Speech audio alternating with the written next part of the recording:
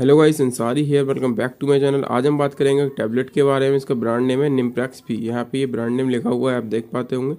इस टैबलेट के बारे में बात करेंगे फुल डिटेल में, क्या क्या इसके यूज़ होते हैं, इसके डोज के बारे में बात करेंगे, इसको खाते टाइम किस तरीके से डॉक्टर प्रिस्क्राइब करते हैं, क्या इसकी डोज होती है, इसके साइड इफेक्ट के बारे में बात करेंगे। लास्ट में बात करेंगे इस टैबलेट की एमआरपी क्या होती है। तो सबसे पहले हम बात कर लेते हैं इसके ब्रांड नेम की। जैसा कि अभी मैंने बताया, इसका ब्रांड नेम यहाँ पे लिखा हुआ है निम्प्रैक्स पी।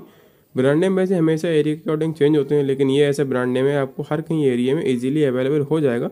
हो सकता है एक दो एरिया में अगर ये ब्रांड नेम नहीं मिलता है तो आप इसके कंपोजिशन को बता के आप इसको टैबलेट को खरीद सकते हैं। इसके कंपोजिशन तो सेम होंगे, कंटेंट जो इसके अंदर होते हैं वो सेम होंगे, बट ब्रांड नेम थोड़ा चेंज होगा। तो ये इसके ब्रांड नेम के बारे में बात होगी। बात कर लेते हैं इसके अंदर कंपोजिशन क्या क्या होते हैं। तो कंपोजिशन यहाँ पे लिखे हुए हैं ऊपर। इसके अंदर निमोसिलाइड और पैरासीटामोल होता है। यहाँ पे लिखा हुआ है nimesulide and paracetamol tablet. With quantity की अगर बात करें तो विद क्वांटिटी में यहाँ पे लिखा हुआ है निमोसिलाइड इसके अंदर होता है 100 mg और पैरासीटामोल 325 mg होता है।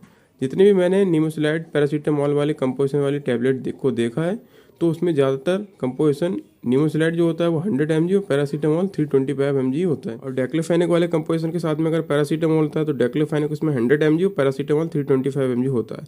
जितनी मैंने टैबलेटों को देखा इसके बारे में बता रहा हूँ, हो सकता है कंपोजिशन को आगे पीछे भी किया हो। तो ये इसके कंपोजिशन के बारे में बात होगी। बात कर लेते हैं इसके यूज़ के बारे में, क्या क्या इसके यूज़ होते हैं, फुल डिटेल में यूज़ के बारे में बात कर लेते हैं। निम्प्रैक्स पी टैबलेट एक पेन रिलीफ वाली टैबलेट होती है। इसको पेन की कंडीशन में डॉक्टर द्वारा प्रिस्क्राइब किया जाता है। इसको हम पेन किलर भी बोल सकते हैं। अब कौन कौन से पेन में इसको डॉक्टर द्वारा प्रिस्क्राइब किया जाता है, तो अगर हमारे सर में दर्द होता है तो इस टैबलेट को बहुत ही ज़्यादा प्रिस्क्राइब किया जाता है। और अगर हमारी बॉडी में दर्द होता है, बॉडी में पेन हो रहा है, तो भी इस टैबलेट को डॉक्टर द्वारा प्रिस्क्राइब किया जाता है। अगर पेन के साथ में हमारी बॉडी में पेन हो रहा है, दर्द हो रहा है, दर्द के साथ में फीवर भी है, तो ये टैबलेट फीवर को भी हमारी बॉडी के अंदर से रिड्यूस कर देगी। क्योंकि इसके अंदर 325 mg पैरासीटामोल होता है, तो ये हमारी बॉडी के अंदर से फीवर को भी निकालता है, फीवर को भी रिड्यूस करता है।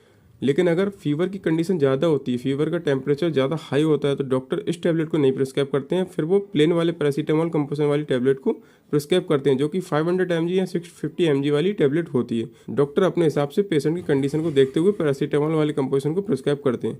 ये वाली टैबलेट होती है, ये भी फीवर को रिड्यूस करती है, लेकिन ज़्यादा फीवर को रिड्यूस ये नहीं करती है। इसके अलावा अगर हमारे दांत में दर्द होता है या फिर गले में दर्द होता है तो भी इस टैबलेट को डॉक्टर द्वारा प्रिस्क्राइब किया जाता है। अगर किसी के जॉइंट्स पेन होता है, जोड़ों में दर्द होता है, तो भी इस टैबलेट को डॉक्टर द्वारा दिया जाता है। अगर किसी के बैकबोन में पेन होता है, रीढ़ की हड्डी में दर्द होता है, तो भी इस टैबलेट को डॉक्टर द्वारा प्रिस्क्राइब किया जाता है। अगर मैं एक बार फिर से इसके यूज़ के बारे में बात करूँ तो सर में दर्द में इस टैबलेट को डॉक्टर द्वारा दिया जाता है, बॉडी पेन में इसको दिया जाता है, और दांत के दर्द में या फिर गले में दर्द होता है, अगर जॉइंट्स पेन होता है तो भी इस टैबलेट को डॉक्टर द्वारा प्रिस्क्राइब किया जाता है। बैक बोन पेन होता है, रीढ़ की हड्डी में दर्द होता है, तो भी इस टैबलेट को डॉक्टर द्वारा प्रिस्क्राइब किया जाता है। या अगर फीवर हो तो ये टैबलेट फीवर को भी रिड्यूस करती है, लेकिन कुछ हद तक ये रिड्यूस करती है। जो हॉनेस्टी वाला रिव्यू होता है वही मैं आपको बताता हूँ। ये इसके यूज़ के बारे में बात हो गई। अब इसके डोज के बारे में बात करें, किस तरीके से इसको डॉक्टर द्वारा प्रिस्क्राइब किया जाता है। तो अडल्ट पर्सन 18-20 साल से जो ऊपर के लोग होते हैं उनको डॉक्टर ये टैबलेट प्रिस्क्राइब करते हैं। वो भी सुबह शाम खाने के बाद में एक एक टैबलेट खाने की सलाह देते हैं। और बच्चों से ये टैबलेट दूर रखनी है, और अडल्ट पर्सन भी इस टैबलेट को डॉक्टर की कंसल्ट से यूज़ करेंगे। ये इसके डोज के बारे में बात होगा। अब इसके साइड इफेक्ट के बारे में अगर बात करें तो इस टैबलेट के कुछ कॉमन से साइड इफेक्ट देखे गए हैं, जो कि इसको खाने के बाद में हो सकता है आपको नौजिया की प्रॉब्लम हो सकती है, वॉमिटिंग की प्रॉब्लम हो सकती है, या फिर हो सकता है आपको डायरिया वगैरह की प्रॉब्लम हो सकती है। अगर ऐसी कोई प्रॉब्लम आती है तो इस टैबलेट को ड्रॉप करना है, या फिर हो सकता है आपको पेट खराब भी हो सकता है। अगर ऐसी कोई प्रॉब्लम आती है तो इस टैबलेट को ड्रॉप करना है, और जो टैबलेट डॉक्टर आपको प्रिस्क्राइब करते हैं वो आप खाएं और इसको छोड़ दें। ये इसके फुल डिटेल में यूज़, डोज और साइड इफेक्ट के बारे में बात हो गई। और लास्ट में हमने इसकी साइड इफेक्ट के बारे में भी बात कर ली। लास्ट में अगर हम इसकी एमआरपी के बारे में बात करें तो ये जो टैबलेट होती है 15 टैबलेट का एक स्ट्रिप होता है। इसकी एमआरपी 50 रुपीज़ होती है, और इस टैबलेट पे पैसे कम नहीं होते क्योंकि ये बहुत ही ओरिजिनल चीज़ होती है। और अगर मैन्युफैक्चर की बात करें तो मैन्युफैक्चर भी यहाँ पे लिखा हुआ है। यहाँ पे लिखा हुआ है सियागुल फार्मा इसको मैन्युफैक्चर करता है, और यहाँ पे ये मैन्युफैक्चर होती है न्यू दिल्ली में, ये मैन्युफैक्चर होती है। और इसकी वार्निंग यहाँ पे लिखी हुई है, 2 वार्निंग।